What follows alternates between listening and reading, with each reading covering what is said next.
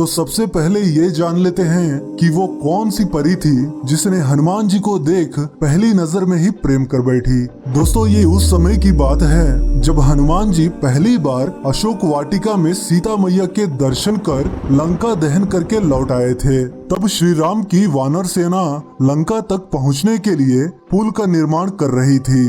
दोस्तों, कई जगहों पर ये बताया गया है कि राम सेतु पुल का निर्माण केवल 5 दिनों में ही कर दिया गया था, लेकिन इस पुल के निर्माण के दौरान ही एक कांड भी हो रहा था। दरअसल एक सुवर्णमचा नामक जलपरी, जो कि रावण की सेविका थी, रावण के कहने पर वह जलपरी पत्थरों से निर्माण किया जा रहा उस पुल को रात्रि के समय एक एक करके गायब कर दे रही थी।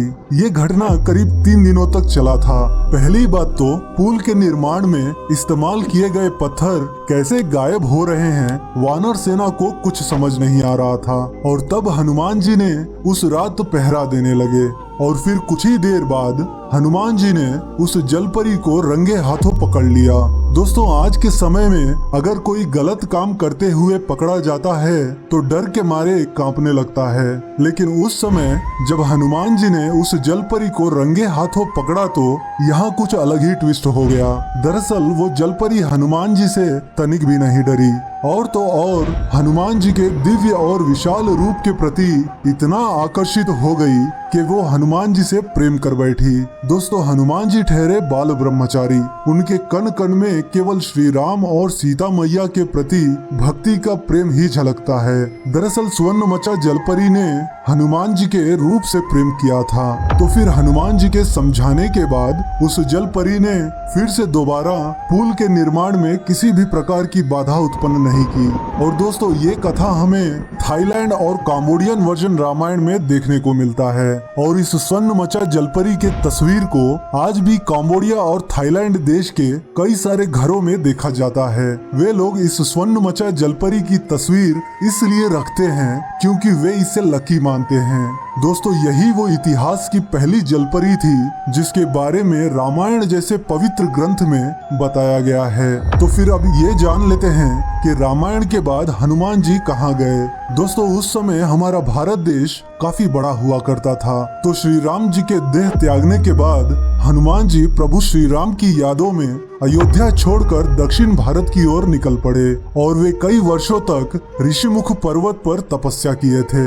दोस्तों, हनुमान जी को यह स्थान अत्यंत प्रिय था क्योंकि वे इसी जगह पर पहली बार श्री राम जी और लक्ष्मण जी से मिले थे। और फिर इसके बाद वे गंधमादन पर्वत, जो कि हिमालय के पहाड़ियों में स्थित है, वे वहां चले गए। और इसके बाद जब द्वापर युग आया तब उस समय हनुमान जी ने भीम और अर्जुन का घमंड कैसे तोड़े थे, ये कथा तो हम सब जानते ही हैं। इसके बाद श्री कृष्ण, राधा रानी और बलराम दाऊ ने त्रेता युग में हनुमान जी को दिए एक वचन के मुताबिक एक बार फिर से श्री राम, सीता मैया और लक्ष्मण के रूप में प्रकट होकर हनुमान जी को दर्शन दिए। दोस्तों, इसके बाद हनुमान जी के बारे में कई सारे देशों में प्रचलित कथाएं देखने को मिलती है, जैसे कि चाइना में मंकी किंग नाम से एक कथा प्रचलित है। और ऐसे ही काम्बोडिया, थाईलैंड, वियतनाम और अमेरिका के मुख्य माया सभ्यता, जो कि हजारों साल पुरानी है, वे भी हनुमान जी की तरह आकृति वाली मूर्ति की पूजा करते हैं।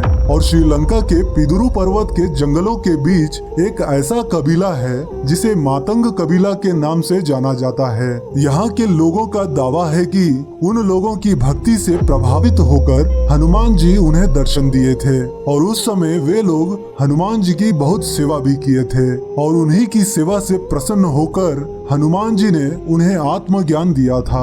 और दोस्तों, आपको बता दूं कि आत्मज्ञान वो विज्ञान है जिसे भूत, भविष्य, वर्तमान का पता चल जाता है। और फिर उस कबीले के लोगों ने हनुमान जी से प्रार्थना कर आग्रह किए कि वो समय समय पर वापस लौट कर आते रहें और उनकी आने वाली पीढ़ियों को भी इस आत्मज्ञान का बोध प्रदान करते रहें। भगवान हनुमान जी तो उनकी सेवा से पहले ही प्रसन्न थे, इसीलिए उन्होंने यह वचन दिया कि वे हर 41 सालों में एक बार आत्मज्ञान देने जरूर आएंगे। यानी कि 41 सालों में एक बार भगवान हनुमान जी उस कबीले के लोगों से मिलने जरूर आते हैं। दोस्तों ये सारी बातें यहाँ पर गए शोधकर्ताओं और वैज्ञानिकों द्वारा कई दिनों का अध्ययन करने के बाद बताया गया है।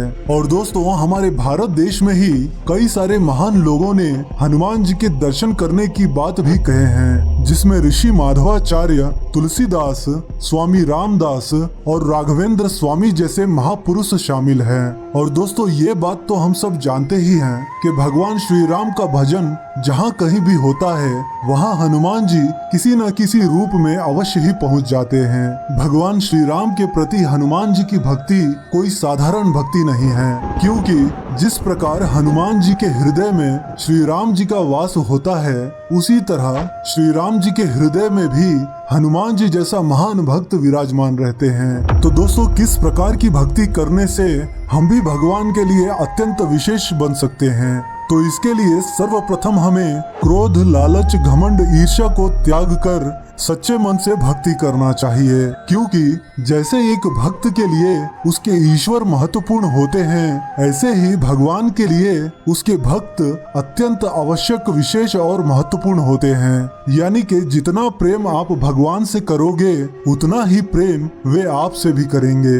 और जैसे एक सच्चा भक्त उसके भगवान के बिना अधूरा है, वैसे ही भगवान भी उसके भक्त के बिना अधूरे ही हैं।